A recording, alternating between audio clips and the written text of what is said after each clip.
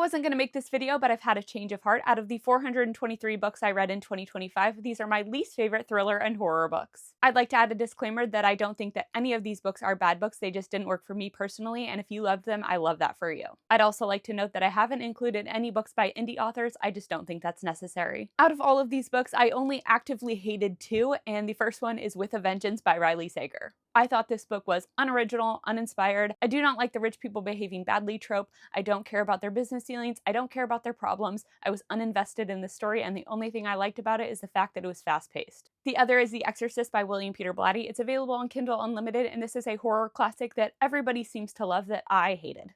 I thought it was boring. I didn't care about any of the characters and their internal struggles. I thought it was way too drawn out, and there is a scene that happens in this book with a young girl that is just absolutely inexcusably disgustingly vile, and I could not get past it. Okay, the rest of the books on this list I didn't actively hate, but I just didn't like. How to Solve Your Own Murder by Kristen Perrin. I just really didn't understand why this character who is looking into this unaliving mystery acted like she had no skin in the game. She made these really dumb decisions. It kind of just felt like she was throwing theories at the wall and hoping something would stick. It had a lot of the old money, rich people, posh vibes that I just don't like in a book, and I was just uninterested in this story. Asylum Hotel by Juliet Blackwell, I actually really enjoyed the vibe of.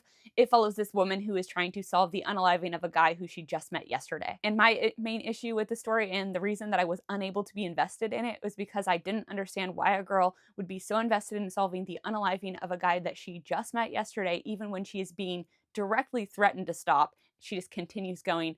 I just didn't get it, couldn't get on board with it, it just didn't make any sense, and I thought it was silly. My Ex the Antichrist by Craig DeLuey had potential. It follows a group of people that are in a band together, and one of them is the Antichrist. Told in an interview-style format, which I really enjoyed, and then I thought it became the book's downfall. I think this book would have been better if it would have been written as a young adult book following younger characters. Just some of the things that these characters do and the way that they act was pretty cringe for an adult, if you ask me. I also thought that there was too much time spent on the build-up, and the climax was ultimately very anticlimactic for me.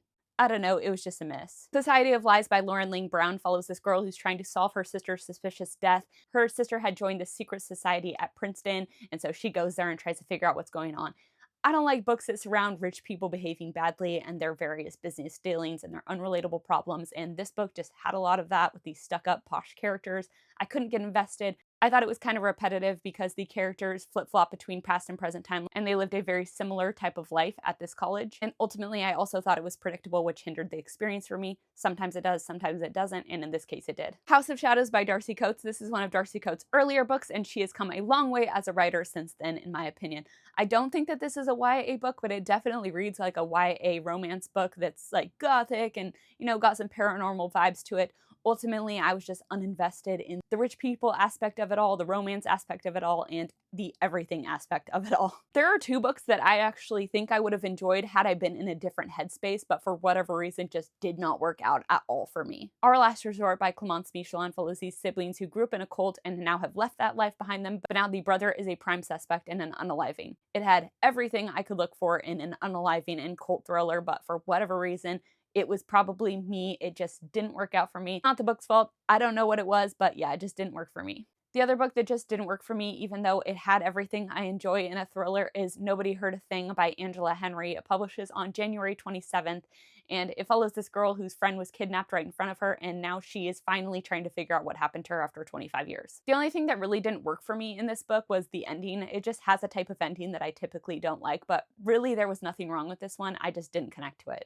Body of Water by Adam Goffrey follows this father and daughter who are on a road trip, and they come across this like water monster. The only thing I liked about this book was the water monster. I thought it was very creative, but beyond that, I didn't connect to anything else in this book at all. I really just don't have anything positive to say about this book at all. I just didn't enjoy it at all. Hungerstone by Kat Dunn is a retelling of Carmilla, and I enjoyed the sapphic vibes, I enjoyed the female rage, but beyond that, I thought this was a beautifully written snooze fest. I was just absolutely bored out of my mind. I just could not get myself to be entertained by anything that was going on in the story. I feel like I did a really good job of avoiding the rich people in books that I don't typically like the business dealings and the rich people politics and the unrelatable problems.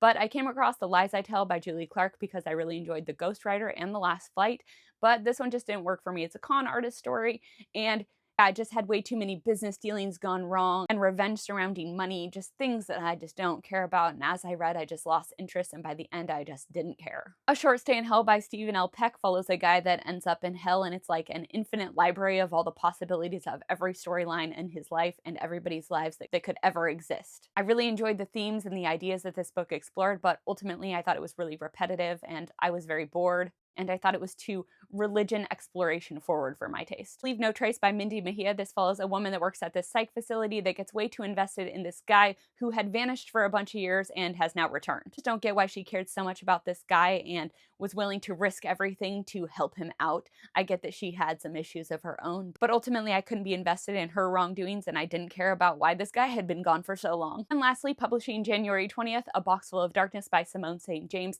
This book follows the story of siblings who return to their familial home because the ghost of their brother who vanished many years ago asked them to come back. There was one character that I was mildly interested in throughout this story, and one idea that was introduced that really sparked my interest. Both of those things ended up being pretty lackluster to me. I just couldn't get invested in what was going on in this story. It just personally didn't do anything for me, and I was quite disappointed. Thank you for watching. Now please leave me a comment and let me know some books that you read in 2025 that just missed the mark for you.